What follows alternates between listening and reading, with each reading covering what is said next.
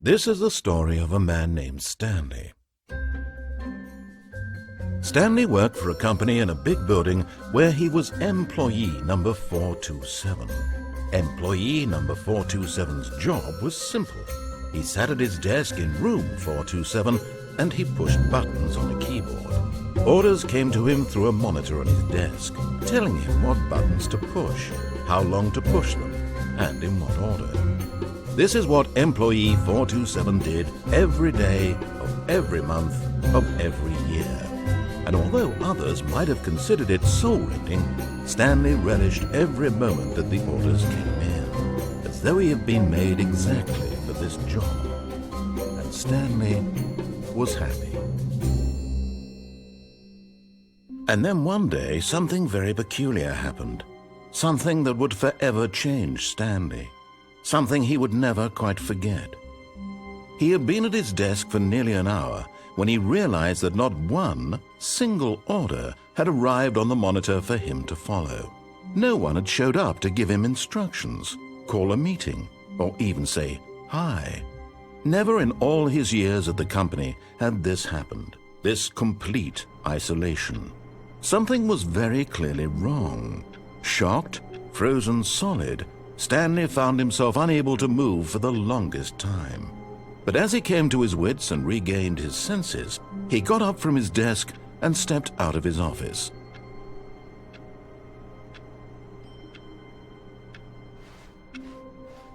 All of his co-workers were gone. What could it mean? Stanley decided to go to the meeting room. Perhaps he had simply missed a memo.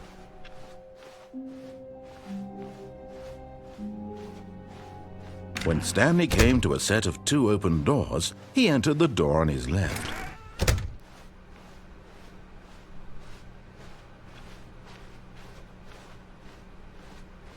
Yet there was not a single person here either. Feeling a wave of disbelief, Stanley decided to go up to his boss's office, hoping he might find an answer there.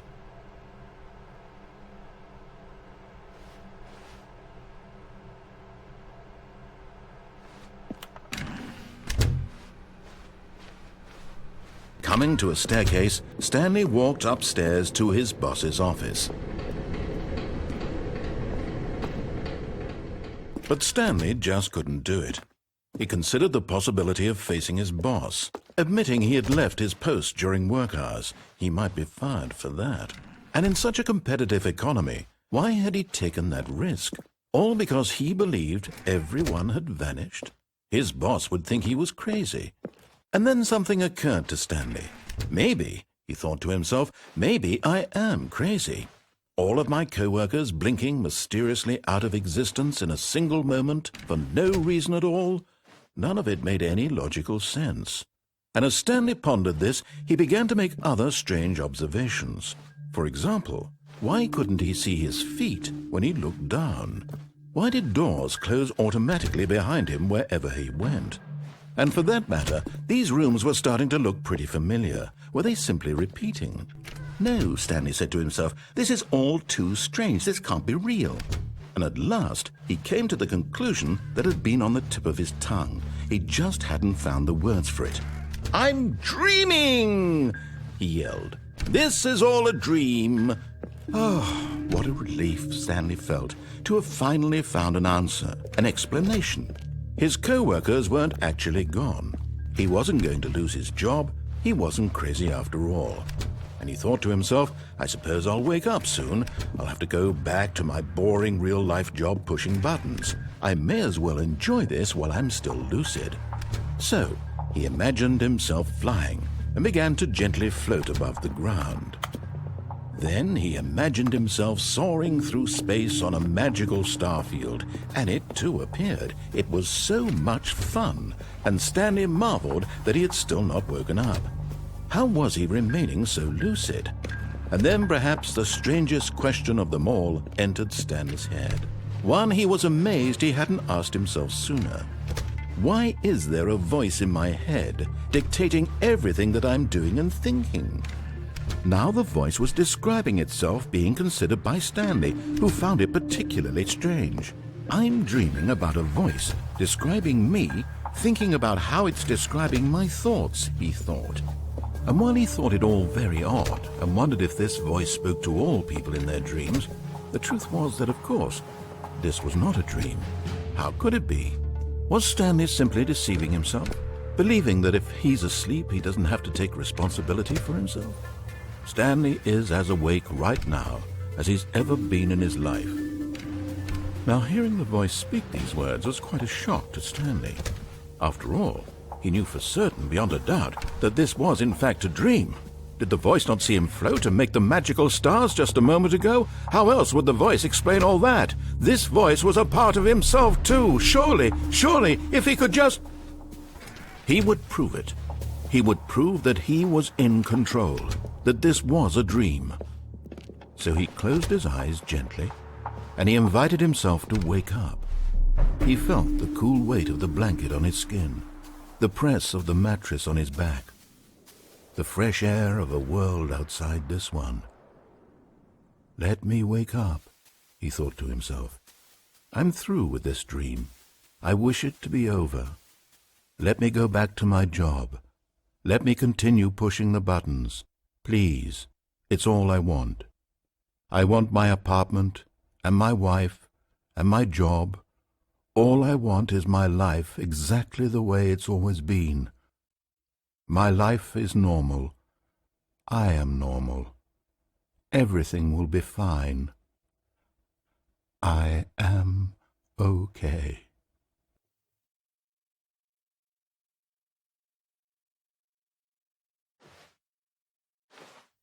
Stanley began screaming.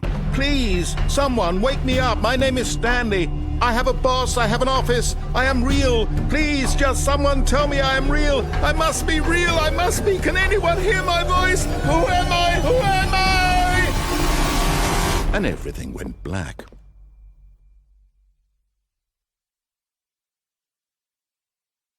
This is the story of a woman named Mariella. Mariella woke up on a day like any other. She arose, got dressed, gathered her belongings, and walked to her place of work. But on this particular day, her walk was interrupted by the body of a man who had stumbled through town talking and screaming to himself, and then collapsed dead on the sidewalk. And although she would soon turn to go call for an ambulance, for just a few brief moments she considered the strange man. He was obviously crazy, this much she knew. Everyone knows what crazy people look like. And in that moment, she thought to herself how lucky she was to be normal. I am sane. I am in control of my mind. I know what is real and what isn't. It was comforting to think this, and in a certain way, seeing this man made her feel better. But then she remembered the meeting she had scheduled for that day. The very important people whose impressions of her would affect her career, and by extension, the rest of her life. She had no time for this, so it was only a moment that she stood there, staring down at the body. And then she turned and ran.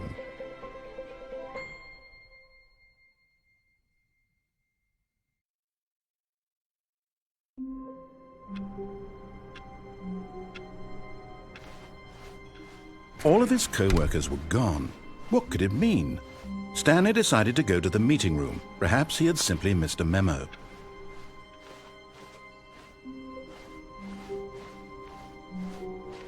When Stanley came to a set of 2 open doors, he entered the door on his left.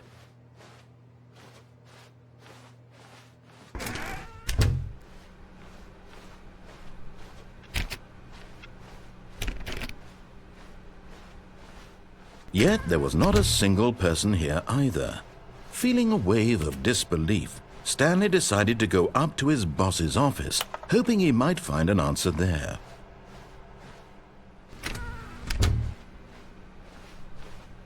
Coming to a staircase, Stanley walked upstairs to his boss's office.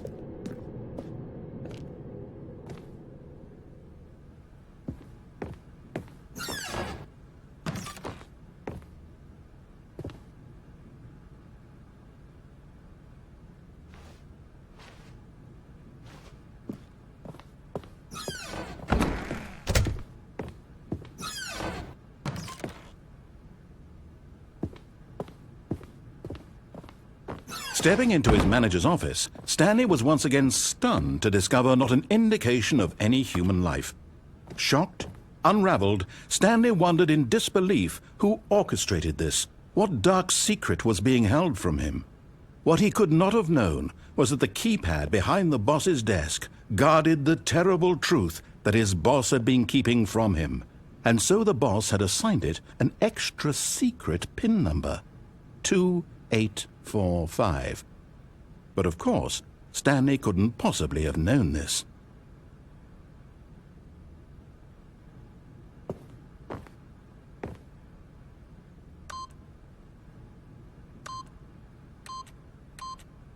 Yet incredibly, by simply pushing random buttons on the keypad, Stanley happened to input the correct code by sheer luck. Amazing. He stepped into the newly opened passageway.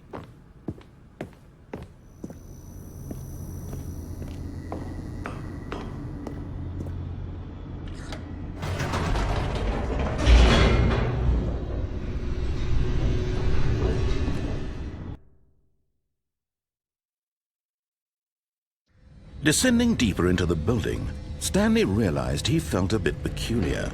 It was a stirring of emotion in his chest, as though he felt more free to think for himself, to question the nature of his job. Why did he feel this now, when for years it had never occurred to him? This question would not go unanswered for long.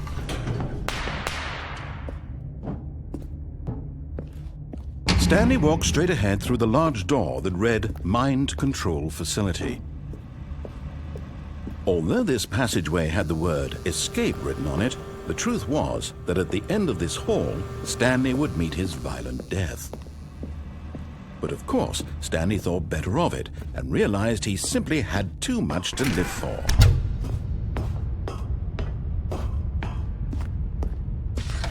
The lights rose on an enormous room packed with television screens. What horrible secret did this place hold? Stanley thought to himself. Did he have the strength to find out?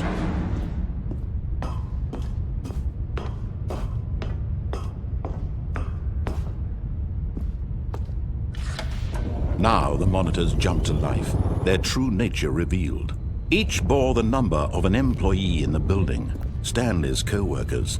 The lives of so many individuals reduced to images on a screen, and Stanley, one of them, eternally monitored in this place where freedom meant nothing.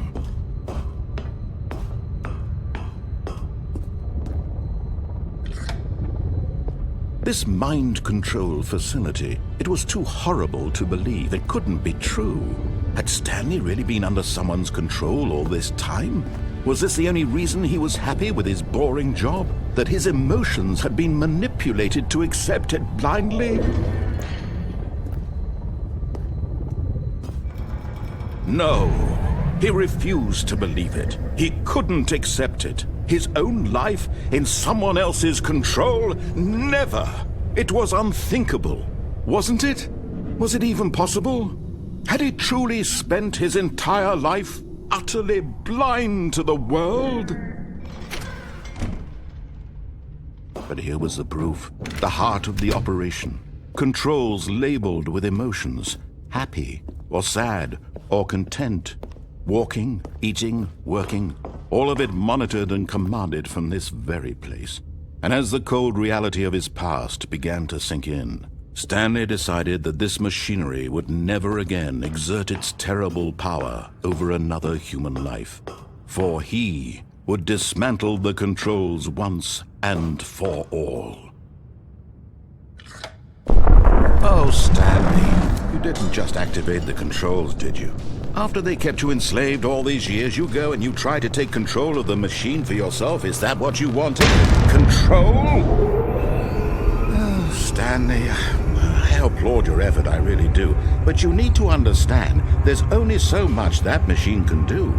You were supposed to let it go, turn the controls off, and leave. If you want to throw my story off track, you're going to have to do much better than that. I'm afraid you don't have nearly the power you think you do. For example, and I believe you'll find this pertinent, Stanley suddenly realized he had just initiated the network's emergency detonation system. In the event that this machine is activated without proper DNA identification, nuclear detonators are said to explode, eliminating the entire complex. How long until detonation then? Let's say, 2 minutes. Now this is making things a little more fun, isn't it, Stanley? It's your time to shine. You are the star. It's your story now. Shape it to your heart's desires. Oh, this is much better than what I had in mind. What a shame we have so little time left to enjoy it. Mere moments until the bomb goes off. But what precious moments each one of them is. More time to talk about you, about me, where we're going, what all this means. I barely know where to start. What's that? You'd like to know where your co-workers are? A moment of solace before you're obliterated? All right, I'm in a good mood. You're going to die anyway. I'll tell you exactly what happened to them. I erased them. I turned off the machine. I set you free. Of course, that was merely in this instance of the story. Sometimes when I tell it, I simply let you sit there in your office forever, pushing buttons endlessly and then dying alone. Other times, I let the office sink into the ground, swallowing everyone inside, or I let it burn to a crisp. I have to say this, though, this version of events has been rather amusing. Watching you try to make sense of everything and take back the control wrested away from you, it's quite rich. I almost hate to see it go. But I'm sure whatever I come up with on the next go-around will be even better. My goodness, only 34 seconds left. But I'm enjoying this so much. You know what? To hell with it. I'm going to put some extra time on the clock. Why not? These are precious additional seconds, Stanley. Time doesn't grow on trees. Oh dear me, what's the matter, Stanley? Is it that you have no idea where you're going or what you're supposed to be doing right now?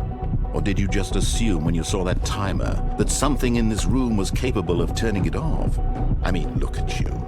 Running from button to button, screen to screen, clicking on every little thing in this room. These numbered buttons, no, these colored ones, or maybe this big red button, or this door. Everything, anything, something here will save me. Why would you think that, Stanley? That this video game can be beaten? Won? Solved? Do you have any idea what your purpose in this place is? Stanley, you're in for quite a disappointment. But here's a spoiler for you. That timer isn't a catalyst to keep the action moving along. It's just seconds ticking away to your death. You're only still playing instead of watching a cutscene because I want to watch you for every moment that you're powerless. To see you made humble. This is not a challenge. It's a tragedy. You wanted to control this world, that's fine. But I'm going to destroy it first, so you can't. Take a look at the clock, Stanley. That's 30 seconds you have left to struggle. 30 seconds until a big boom and then nothing. No ending here, just you being blown to pieces. Will you cling desperately to your frail life, or will you let it go peacefully? Another choice. Make it count. Or don't. It's all the same to me, all a part of the joke. And believe me, I will be laughing at every second of your inevitable life from the moment we fade in until the moment I say, happily ever after.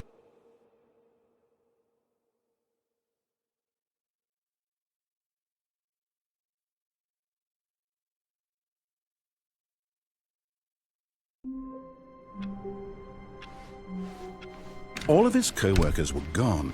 What could it mean? Stanley decided to go to the meeting room. Perhaps he had simply missed a memo.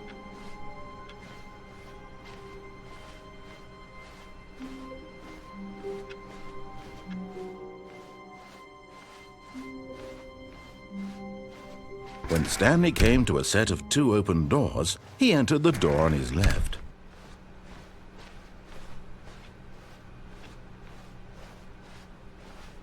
Yet there was not a single person here either.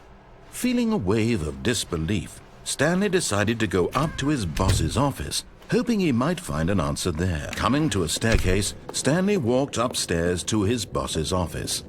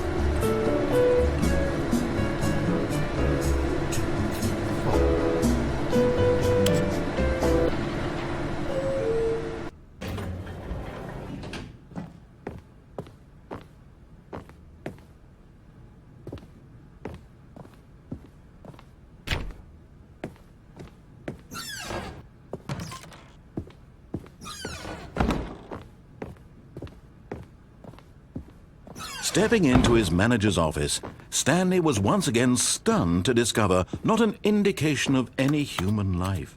What could it mean? Stanley wondered aloud to nobody. He began wildly tearing through papers on the boss's desk, pulling books off the shelf, looking behind paintings, desperate for clues to his situation. But his attention was caught by a keypad behind the boss's desk. What could its purpose be? In fact, this keypad guarded the terrible secret that lay buried below his feet. Stanley was in such a rush to get through the story as quickly as possible, he didn't even have a single minute to just let the narrator talk. That kind of anxiety isn't healthy, so he relaxed for a few moments with some calming New Age music.